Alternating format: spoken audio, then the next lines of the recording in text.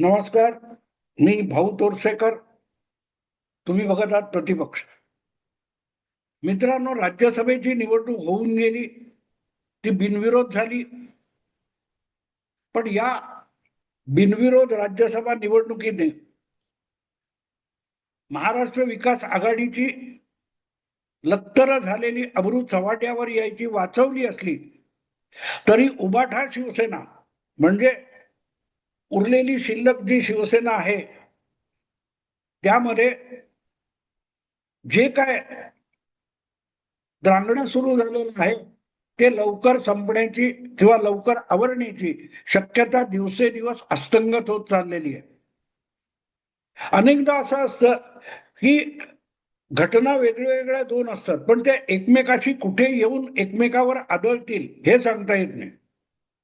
राज्यसभेमध्ये आदित्य ठाकरेंना आपला आवडता उमेदवार आणायचा होता किंवा ज्या निवृत्त होत होत्या प्रियंका चतुर्वेदी त्यांनाच परत एकदा संधी द्यायची अतीव इच्छा आदित्य ठाकरेंना होती आणि म्हणून त्यांनी जाहीरपणे संजय राऊत यांनी पुढे आणलेलं शरद पवारांचं नाव खोडण्याचा प्रयत्न केला. यावर आता खूप चर्विचर्वण झालेलं आहे.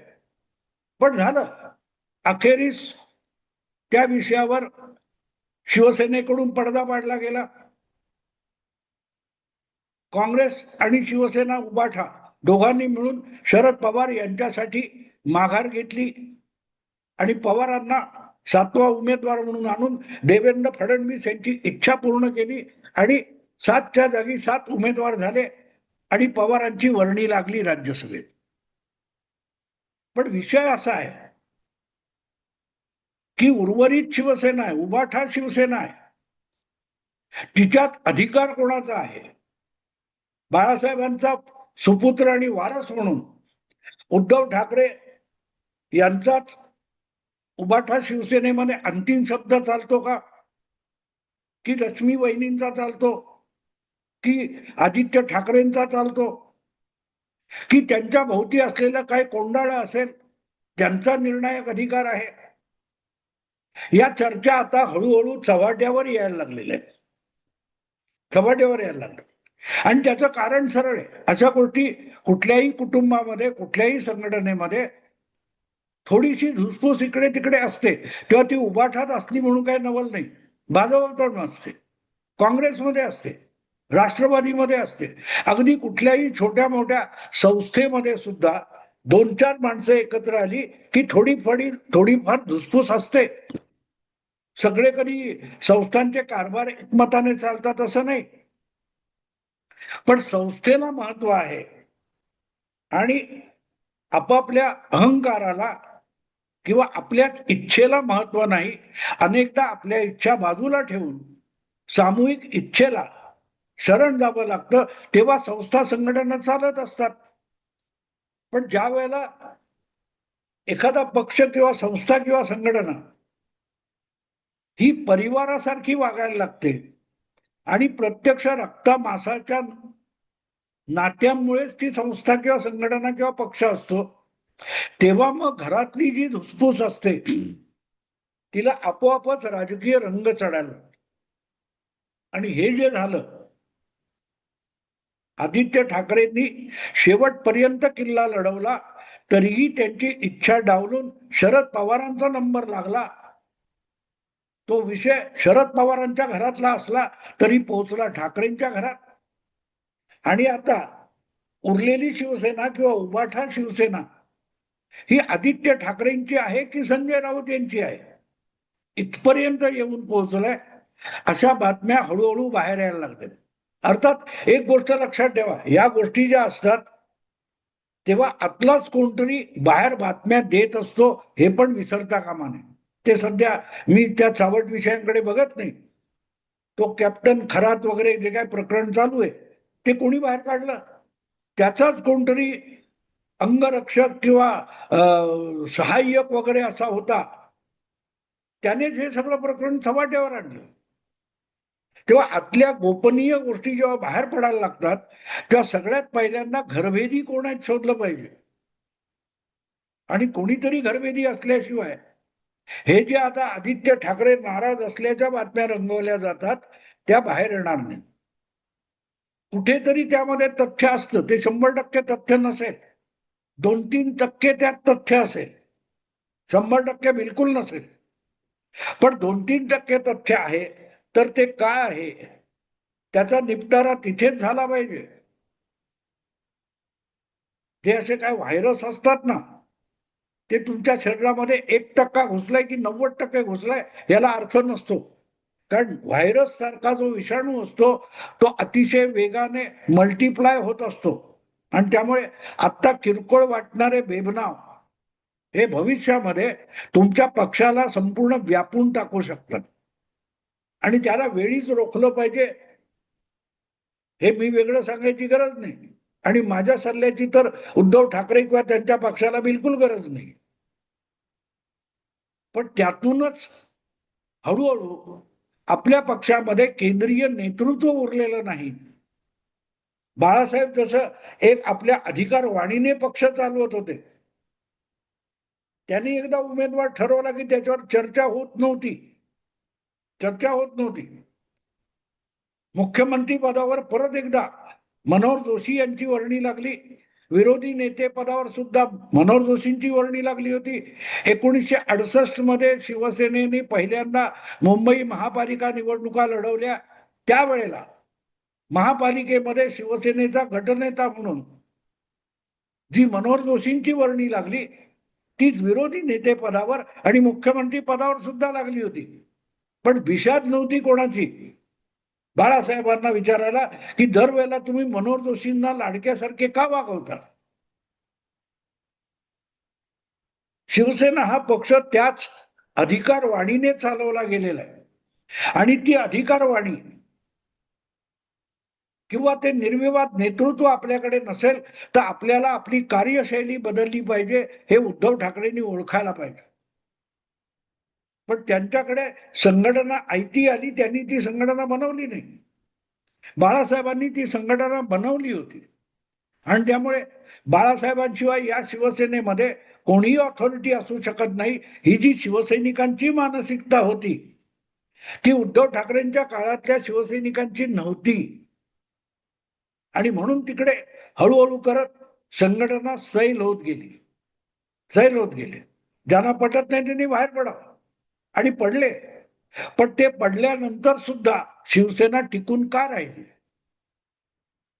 भुजबळांसारखा एक समर्थ नेता 18 आमदार घेऊन 1900 मला वाटते 1991 मध्ये 35 वर्षापूर्वी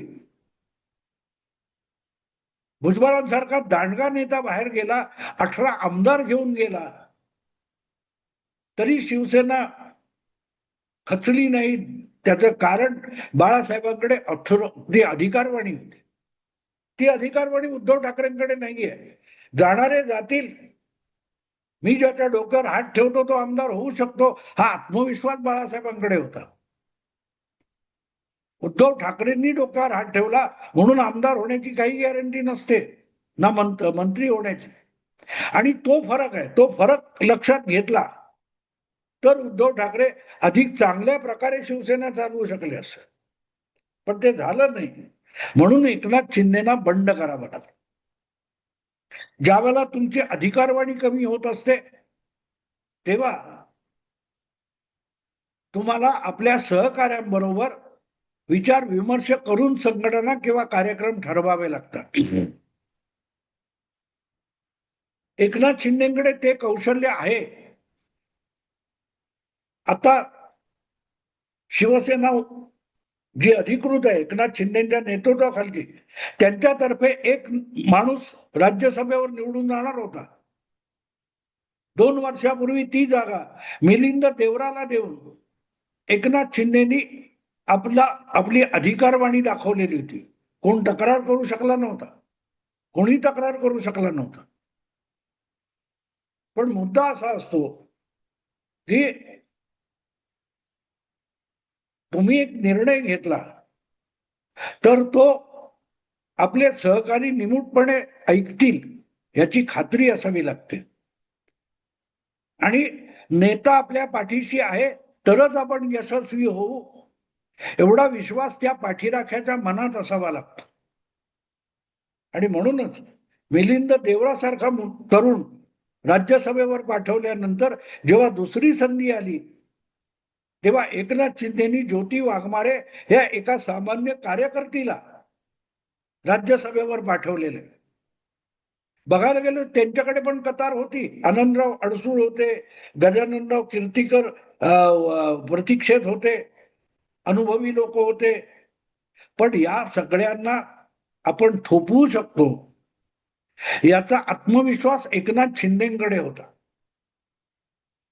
जसं बाळासाहेबांनी लीलाधर डाके किंवा तुमचे प्रमोद नवलकर यासारखे मोठे नेते असताना तुलनेने अगदीच कनिष्ठ किंवा नवखे असलेले नारायण राणे यांना मुख्यमंत्रीपदी बसवलं होतं.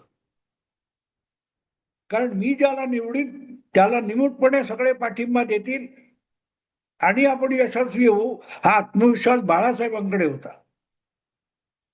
तो आत्मविश्वास उद्धव ठाकरेंकडे नाहीये. आणि जर तुमच्याकडेच आत्मविश्वास नसेल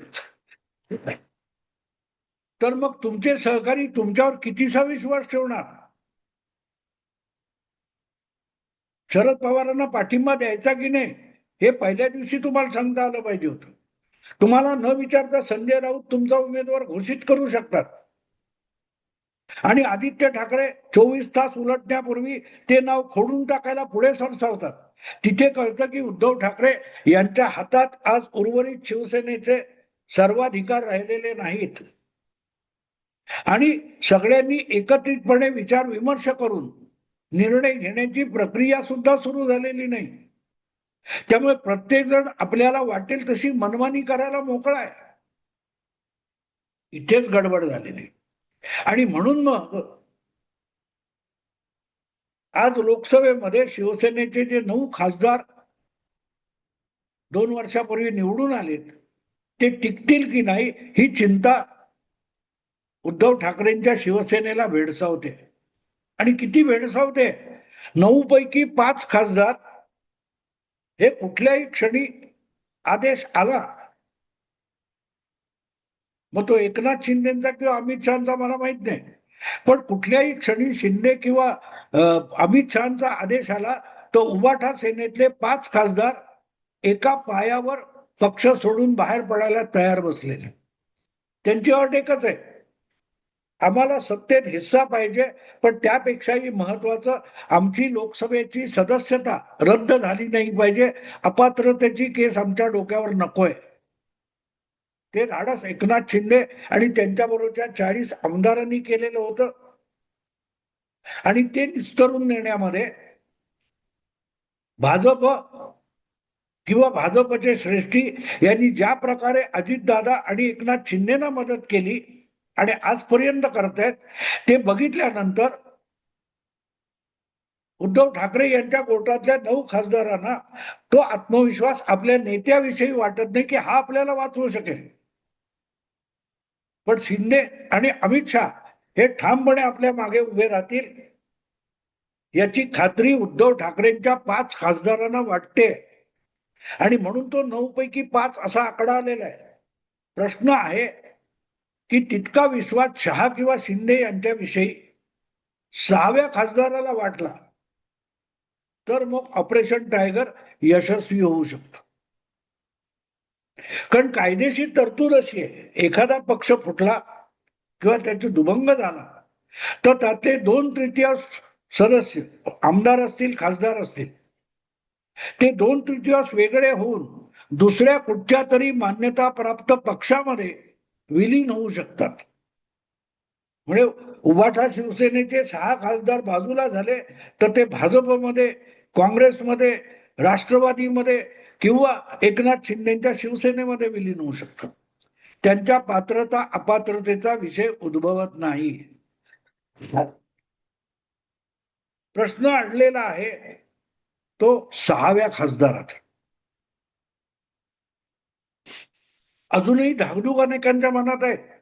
उद्धव ठाकरेंनी बैठक घेतली आणि आता यापुढे एकत्रित काम करायचं ठरलं वगैरे वगैरे, ह्या बातम्या आल्या. पण त्या बातम्या किती पोकळ आहेत हे वाचणाऱ्यांनाही माहिती आहे आणि त्या खासदारांना पण माहिती आहे. ते सगळे प्रतीक्षेत आहेत की शिंदे आणि अमित शहा मिळून 6वा खासदार कसा मिळवणार. आणि मला वाटतं यापूर्वीच्या एखाद्या व्हिडिओत मी बोललेलो आहे. परभणीचे बंडू जाधव असतील, धाराशिवचे ओम राजे असतील, मुंबईतले अनिल देसाई आणि अरविंद सावंत असतील, हे 4 खासदार आहेत. त्यापैकी एक कोण बाहेर पडणार, त्यावर तो 6वा खासदाराचं नाव अवलंबून आहे. उरलेले 5 लोक कोण आहेत हे तुम्ही शोधून ठरवू शकता. प्रश्न आहे अडलेला तो 6व्या खासदाराचा आहे. त्यामध्ये मुंबईचे दोघे आहेत, त्यापैकी एक, आणि मुंबई बाहेरचे दोघे मी सांगितले त्यातला एक. म्हणजे परभणी किंवा धाराशिवचा कोणतरी एक असू शकतो किंवा मुंबईतल्या दोपैकी एक असू शकतो. आणि या बाबतीत शिंदे आणि अमित शहा यांचा जास्त भरोसा हा आदित्य ठाकरेंवर आहे, संजय राऊतांवर आहे. आदित्य ठाकरे आणि संजय राऊत यांच्यातलं भांडण किती विकोपाला जातं यावर तो 6वा खासदार कोण बाहेर पडणार याचा निर्णय होणार. संजय राऊतांच्या पुस्तकाचं हिंदी इंग्रजी भाषांतर दिल्लीत प्रकाशित झालं. त्यासाठी उद्धव ठाकरे गैरहजर राहिले हे लक्षात घेतलं पाहिजे. तृणमूल काँग्रेसचा कोणीतरी, आम आदमी पार्टीचे केजरीवाल किंवा समाजवादी पार्टीचे कपिल सिब्बल हे सगळे हजर होते. पण उभाठा शिवसेनेच्या 9 खासदारापैकी किती जण हजर होते याची शोधाशोध करा. उद्धव ठाकरे का गेले नाही त्याची शोधाशोध करा. मग कळेल की ऑपरेशन टायगर हे 6व्या खासदाराच्या उंबरठ्यात येऊन उभा आहे. पण तो उंबरठा कोणाचा आहे, तो 6वा खासदार कोण, यावर सगळं गणित अवलंबून आहे. लवकरच आपल्या समोर येईल. आणि माझा अंदाज असा आहे की 15 मे म्हणजे बंगाल वगैरे, तमिळनाडू वगैरेच्या विधानसभांचे निकाल लागल्यानंतर 10 दिवसाच्या आत ऑपरेशन टायगर ही यशस्वी केलं जाण्याची शक्यता आहे. तुम्ही प्रतीक्षा करा, मी करतो. आत्ता मी थांबतो. आवडलं लाईक करा, शेअर करा आणि प्रतिपक्षाला सबस्क्राईब करा. नमस्कार.